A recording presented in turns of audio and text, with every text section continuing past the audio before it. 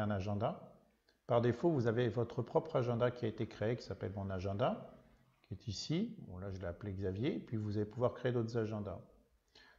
Pour ce faire, il faut aller donc sur l'onglet Agenda. Quand on clique sur l'agenda en question, vous pouvez le renommer. Donc, mon agenda peut s'appeler Xavier. On voit qui est le propriétaire de l'agenda. Vous pouvez faire une description, agenda principal, mon agenda de travail par exemple, agenda professionnel.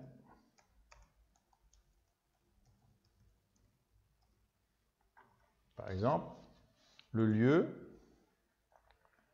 ça c'est pour vous aider à retrouver plus facilement dans les recherches. Le fuseau horaire de l'agenda, qui reprend le fuseau horaire par défaut, mais chaque agenda peut avoir son fuseau horaire différent. Ça, c'est un code qui vous permet éventuellement d'intégrer votre agenda sur votre site web. Et notamment, vous pouvez le paramétrer de façon plus fine en cliquant sur personnaliser la couleur, la taille et d'autres options. Et là, vous allez pouvoir dire quel type d'agenda, donc c'est votre agenda, est affiché, quelle taille en largeur, en hauteur, etc.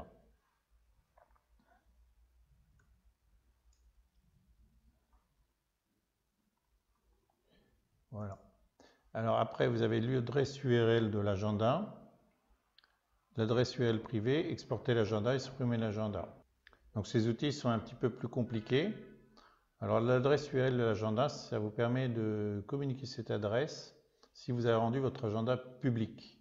Notamment si vous avez cliqué sur le bouton HTML par exemple, ici, vous allez voir que certaines personnes pourront consulter avec une adresse spécifique web, une URL, vont pouvoir consulter votre agenda puisque vous la communiquez par ce biais-là. Elle peut être utilisée aussi sous format ICAL, c'est un format qui est ICS qu'on va pouvoir importer dans un autre agenda. L'adresse URL privée, c'est la même chose, sauf qu'elle ne doit être communiquée à personne, c'est pour vous. Elle permet de récupérer un fichier ICS, de l'importer dans d'autres agendas, etc. Là, vous pouvez exporter ponctuellement, parce que ces adresses-là sont des adresses qui vous permettent, grâce à un flux, d'être mises à jour continuellement. Par contre, si vous voulez exporter ponctuellement l'ensemble de vos événements de votre agenda, pour les importer dans un autre agenda ou les donner à quelqu'un, et bien vous allez pouvoir exporter un fichier ICS qui peut être importé ailleurs, dans Outlook ou ailleurs, ce que vous voulez. Et puis, si définitivement vous souhaitez supprimer votre agenda, vous pouvez cliquer sur supprimer tous les événements de cet agenda. Ça permettra de supprimer. Faites enregistrer et tout est pris en compte. Après, vous allez créer votre agenda. Vous faites retour à l'agenda. Et vous allez avoir votre agenda fonctionnel. Vous allez pouvoir créer des événements en faisant créer. Si par contre vous voulez créer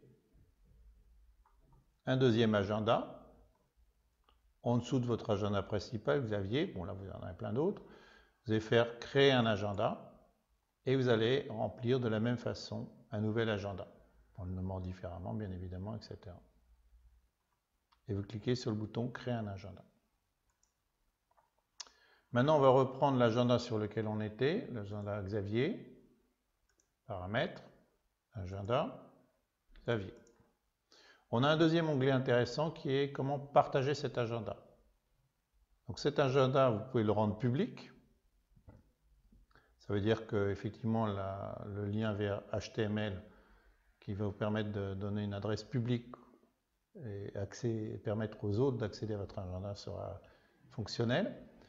Mais vous pouvez éventuellement cacher les événements de votre agenda en gardant uniquement l'affichage de la disponibilité. Les gens sauront si vous êtes occupé ou pas occupé, c'est tout.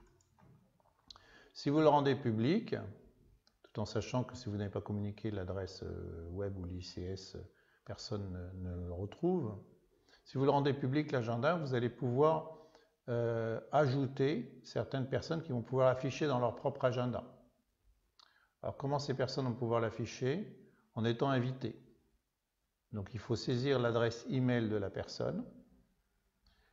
Et la personne, quand elle va se connecter à son compte Google, va pouvoir consulter votre agenda. Mais que va-t-elle pouvoir faire?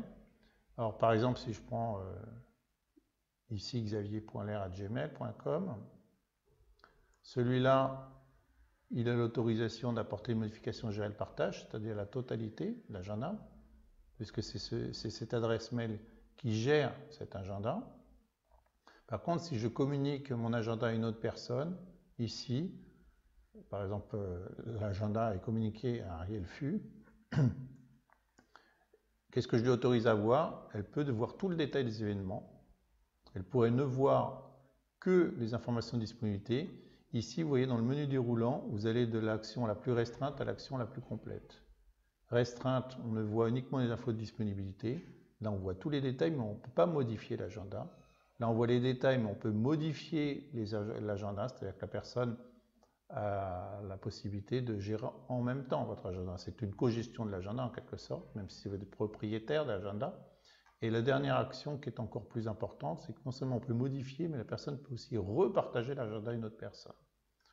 Donc la plupart du temps, on affiche son agenda en mettant afficher le détail des événements pour que tout le monde puisse voir, mais vous n'autorisez pas à modifier à d'autres personnes.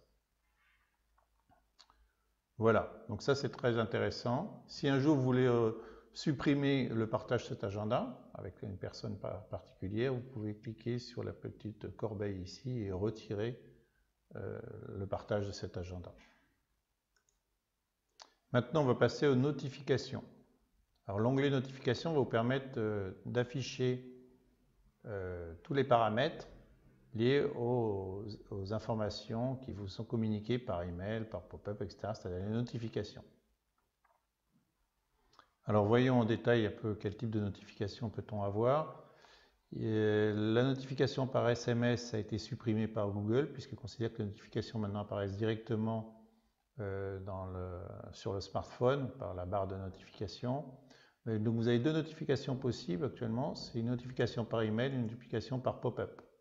Par email, ça vous permet d'être alerté par mail, donc une certaine date avant, une certaine heure avant l'événement. Et pop-up, c'est une petite fenêtre qui s'affiche quand vous êtes sur l'agenda. C'est-à-dire que quand vous allez arriver sur votre agenda Google, tout d'un coup, vous allez avoir une petite fenêtre comme ça qui s'affiche. Voilà, si on reprend notre agenda et la zone de notification, modifier les notifications, ici, vous choisissez les paramètres qui vous semblent les plus à même de correspondre à vos attentes. Alors ça, c'est une notification pour chaque événement. Vous avez aussi une notification d'événements pour toute la journée. Donc, vous pouvez envoyer de la même façon, paramétrer différemment. Est-ce que vous voulez avoir des informations pour chaque événement ou alors en groupement pour chaque journée?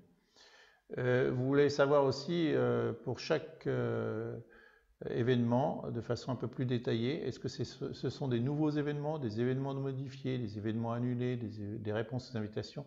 Est-ce que également dans ce cas de figure vous souhaitez être notifié?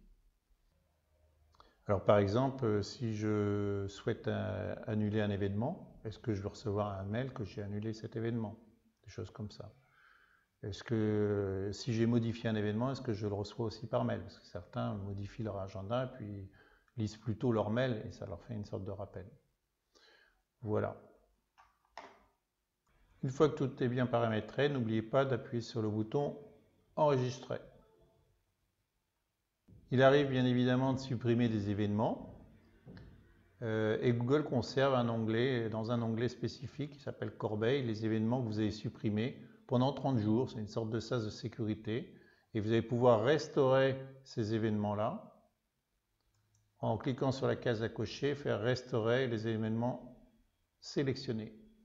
Si vous ne touchez à rien, au bout de 30 jours, ces événements se suppriment d'eux-mêmes. Si vous voulez les effacer tout de suite, vous pouvez tous les sélectionner, se faire supprimer définitivement.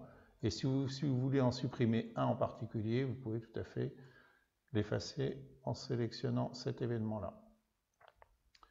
Là, vous avez vu donc le paramétrage d'un agenda spécifique.